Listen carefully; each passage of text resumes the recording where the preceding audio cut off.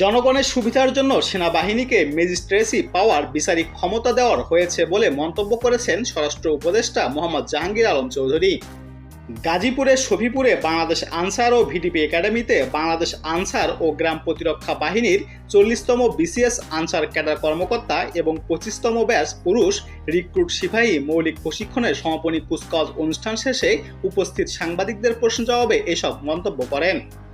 স্বরাষ্ট্র উপদেষ্টা বলেন, সেনাবাহিনী যেহেতু অনেকদিন ধরেই মাঠে আছে, তাদের তো একটা ক্ষমতার মধ্য থেকে কাজ করতে হবে। আবার আমাদের অন্যান্য বাহিনীর মধ্যে স্বল্পতা রয়ে গেছে, এটা পূরণ করার জন্য সেনাবাহিনী আনা হয়েছে। আর এই সেনাবাহিনীর ম্যাজিস্ট্রেসি পাওয়ারটা ভোগ করবে বাংলার জনগণ। উল্লেখ্য, সারা দেশের সেনাবাহিনীকে বিশেষ নির্বাহী ম্যাজিস্ট্রেটের ক্ষমতা দিয়েছে সরকার। আগামী 2 মাস বাহিনীর কমিশনপ্রাপ্ত কর্মকর্তারা এ দায়িত্ব পালন করবেন।